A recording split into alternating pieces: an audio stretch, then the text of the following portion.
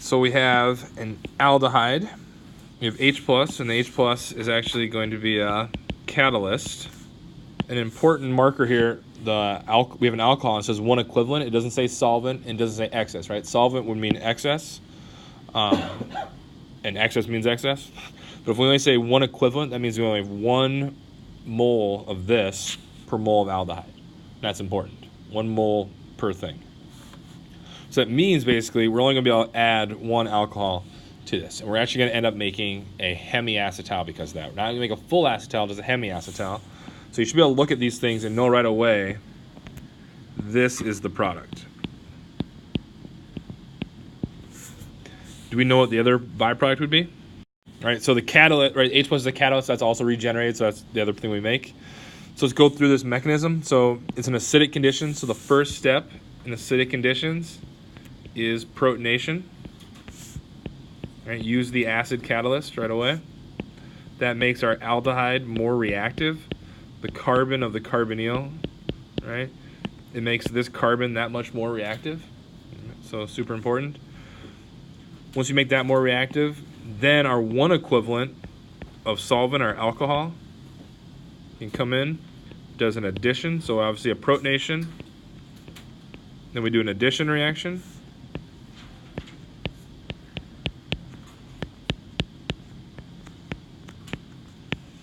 Don't forget, there's still an H on here. All right. Balance our charge. And the final step, we know we're not done with the mechanism until if we have a catalyst, we regenerate the catalyst. And that gets us to the final product, the hemi-acetal.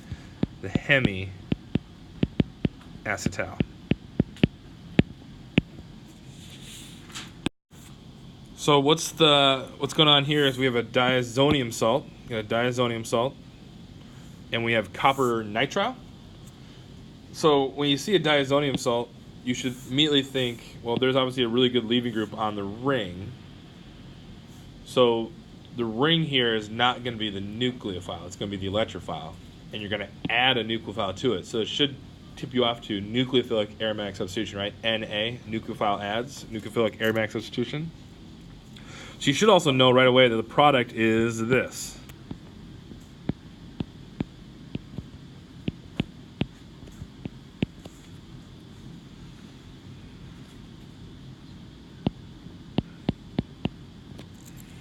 Right, and then the copper plus is still around, right? Is that balancing the charge? Yes, it is. Right, so overall it has a plus charge, so make sure charge is all balanced there. Good. So you should be able to look at that and know right away. You're going to do a nucleophilic aromatic substitution, and this is the nucleophile. It's going to substitute out something on the benzene ring. So how does that work? Basic conditions. What's the first step in basic conditions? Addition, right? The nucleophile adds. We can't do an SN2 because that's an sp2 hybridized carbon. So we do an addition reaction.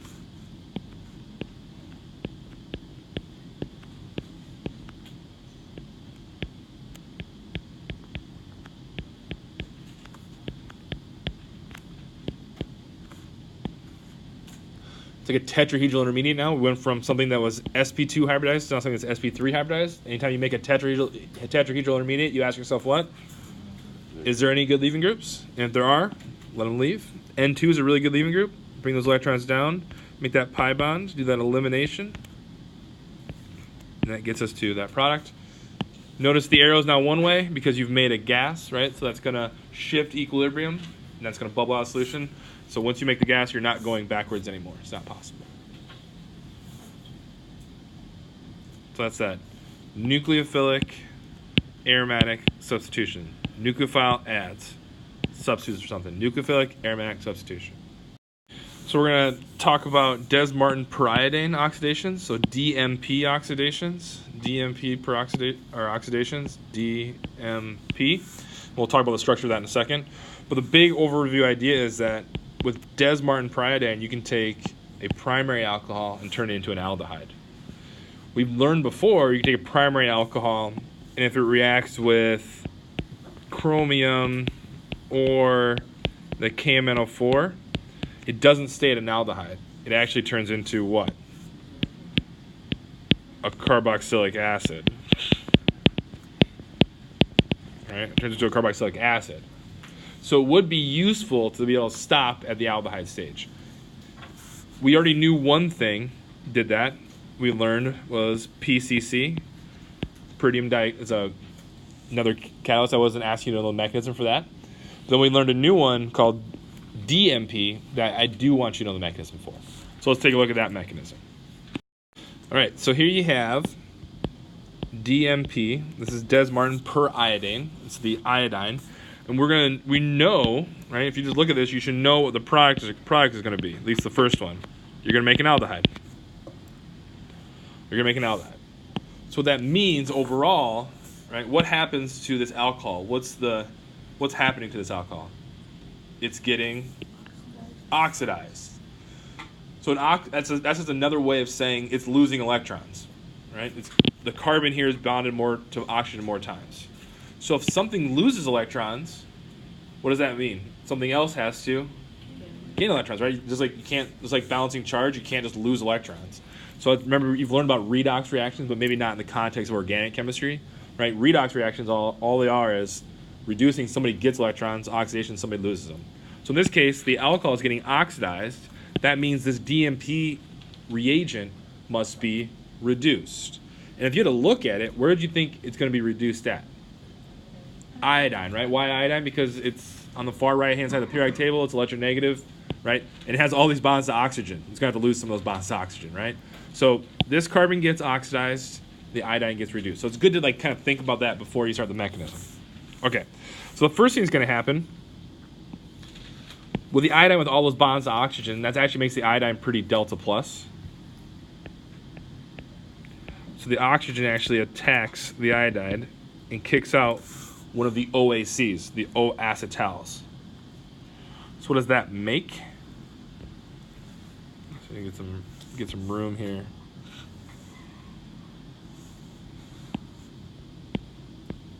So OAC, we might make sure we know what that is.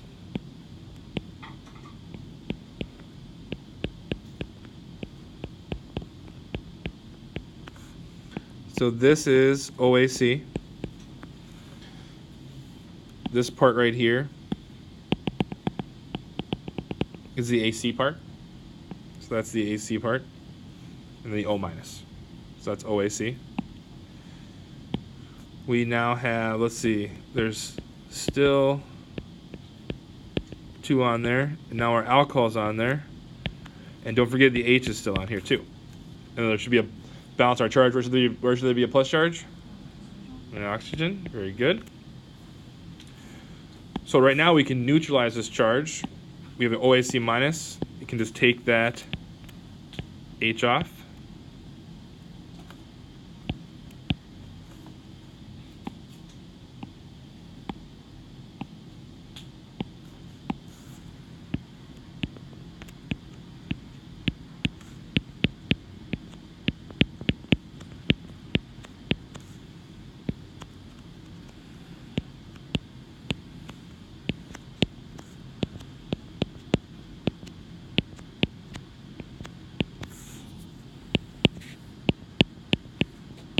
OH, which is this. These two things are the same. So you can draw it 2 different ways. OAC is also this, acetic acid. Very good. Now what do we need to do? So now we need, maybe you're stuck. You're like, oh, what do I do now? You got to remember what was the whole point of this? What were we trying to do? Make an aldehyde. So what do we need to do to make an aldehyde? If we look back at our first starting material, we lost 1 H on the oxygen. Okay, that works. What else do we need to do? We need to take another H off, right? So we need to take an H off of here.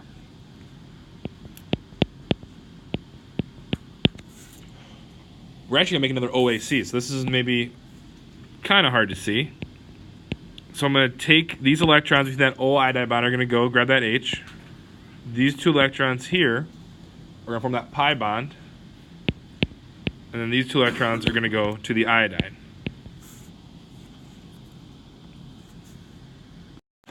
So the products are drawn here. So let's kind of look at them. I tried to draw them kind of suggestively so you can kind of see where they went. Right? So if you take a look here, the aldehyde, right? So this carbon right there is that carbon right there. You see that one of the H's is gone. There's the methyl right there. This, right, became another OAC. This oxygen is right there. The hydrogen that's on that oxygen is the one that was on the alcohol, carbon attached to the alcohol.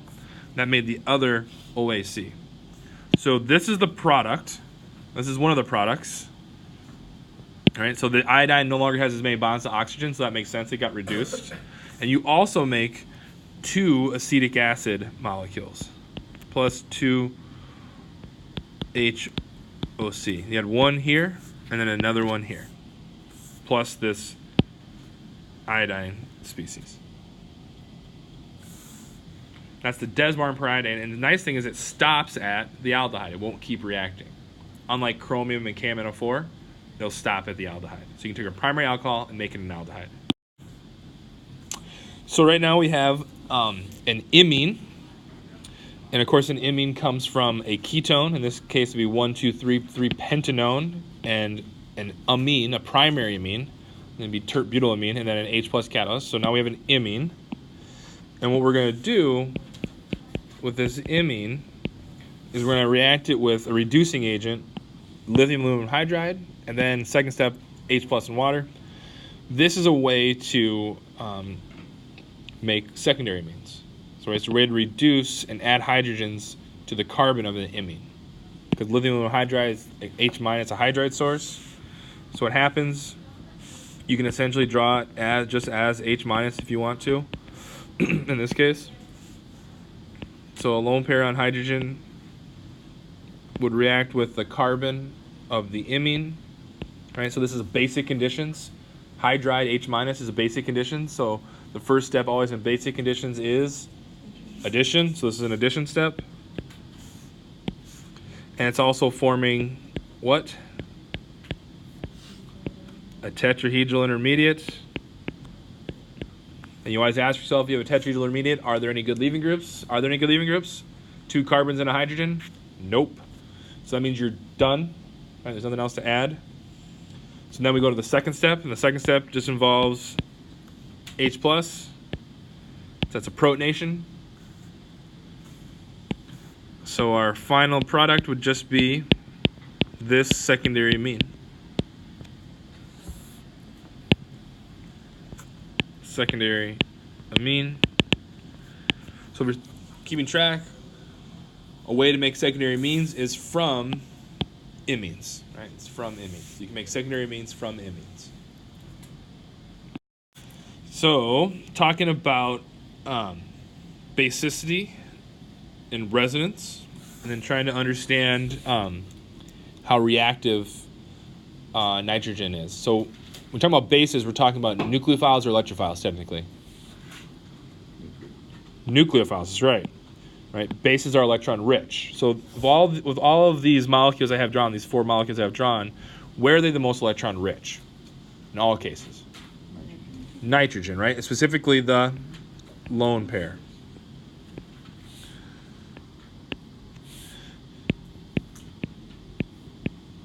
So let's kind of go through these together and just identify what we know about each of these nitrogen lone pairs.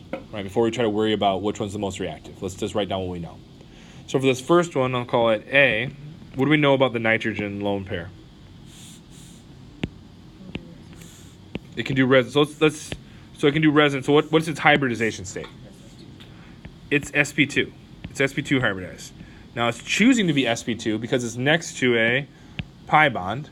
So it wants to have a p orbital.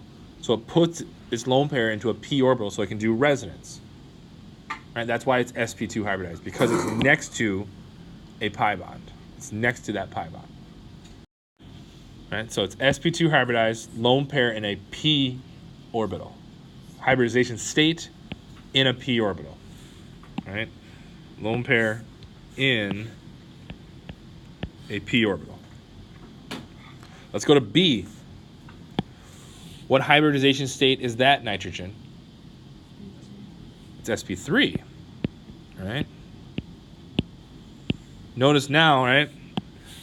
There's a break. There's an sp3 hybridized carbon in between. So it's not, this lone pair is not next to a pi bond, so it can't do resonance anymore. What hybrid orbital is that lone pair going to be in? sp3. sp3 hybridized, sp3 hybrid orbital. Good? About C, what's the hybridization state of that nitrogen? It's sp2. Very good. As a lone pair, what hybrid orbital is that lone pair in? It's in an sp2. Very good. A little tricky here, right? This is sp2 hybridized, but its p orbital is being used for this pi bond. So this lone pair, can this lone pair do resonance? No, it's perpendicular to the pi system. This lone pair cannot do resonance, right? It cannot do resonance. So it's kind of hanging out. It's kind of stuck out there, right?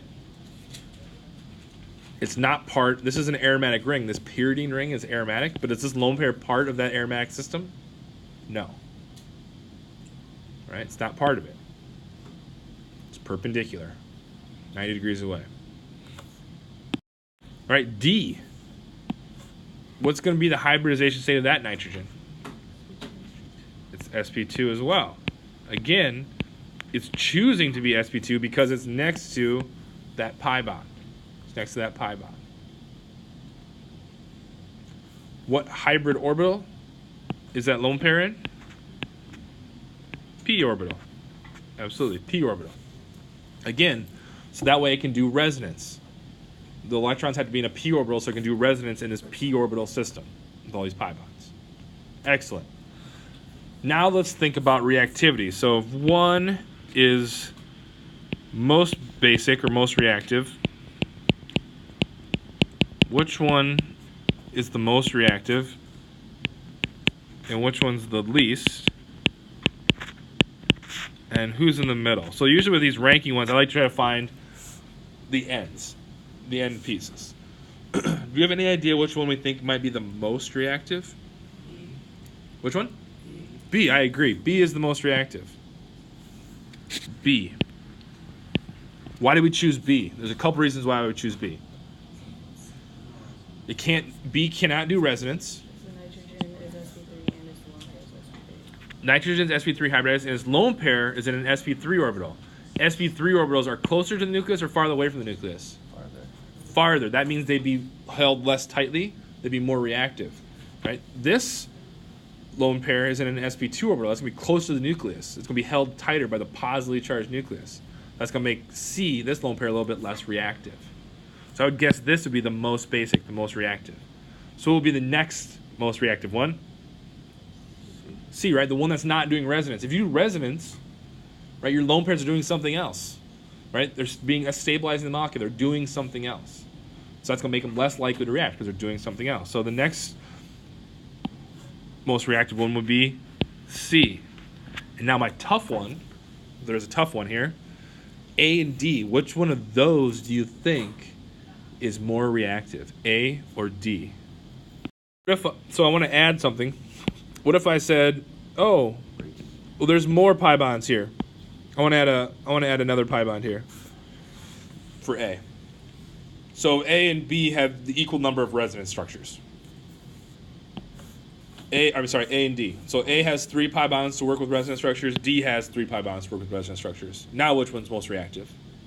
A. Still A. Okay, well why? Well, you don't want to break the aromaticity. When A does resonance, it doesn't break aromaticity. When D does resonance, all of a sudden it stops being it breaks up aromaticity. Excellent. So A and then D. Right? When you do resonance structures with the aromatic rings, that's great that they can do that, but it comes at a cost of, right, affecting the aromatic nature of that molecule. This one's not aromatic, so it's much easier to share those electrons throughout. Excellent. So synthesis, question number 8 from chapter 22. Starts with an alkene. All right, so chapter 22, of course, is all about aldehydes and ketones. So that's what we've been talking about, aldehydes, ketones, and amines. And then last little bit was about polymers. So aldehydes and ketones, chapter 22. We have O3 and DMS, dimethyl sulfide, and we have a double Vidiq, so two equivalences of this Vidiq reagent. And then we do H2 plated carbon. So let's just talk about what's going to happen probably. Do we know what ozone, O3, well, first do you know what O3 means? Ozone? Yes. So hopefully, what does ozone do? Ohs analysis. And the net, what happens? We take, what happens to, it cuts, right? I always think of like, it cuts right there, right? It cuts across the pi bonds. So we better number our carbons for this one. And so in these reactions, we were given all the reagents. This is all just forward synthesis work, right? You're given the starting material. Here are 3 steps. What's the product going to be? So it's all forward synthesis work. So what's the first product going to be after step 1? So we're doing step 1. What are we going to have here? We're going to have 2 carbonyls. So let's number our carbons, make sure we haven't lost any. Never lose carbons. Then we got all our carbons. So we have an aldehyde and a ketone. So Ohs analysis reaction. We talked about that at the beginning of this chapter. We talked about before this, so there you go. Now the old double Vidiq. Ye old double Vidiq, naturally. So all that means is we have 2 equivalents of this Vidiq reagent. What do you guys know about the Vidiq reaction? What does it do? It turns carbonyls into alkenes, right? It takes aldehydes and ketones, right? Specifically aldehydes and ketone carbonyls, and makes them into alkenes. So how many carbons are we going to add in each case? So maybe we should number these guys. 7, 8, 9, and 10. So we're adding 4 more carbons on each end, right? So this is not asking for the mechanism, right? This is just asking, do you know what the product's going to be? So let's see. Let's make this ugly.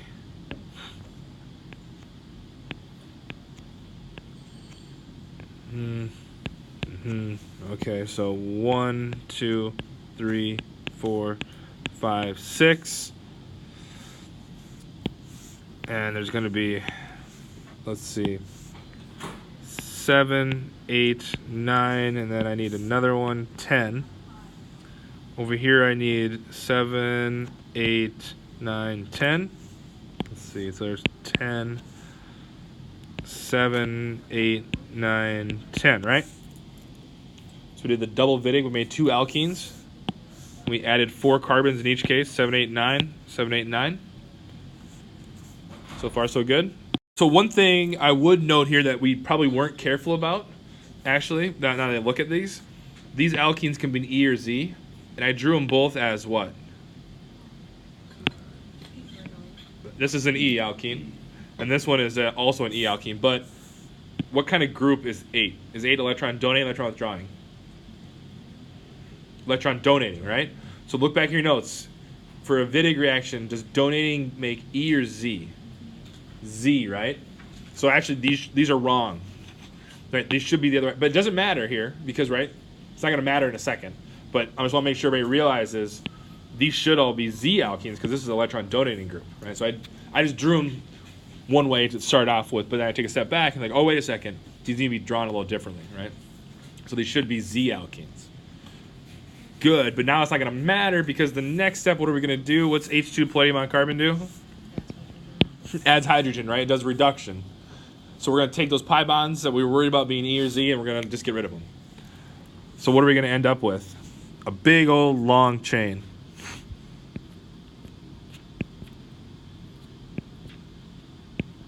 And I'm going to try really hard to not lose the carbon.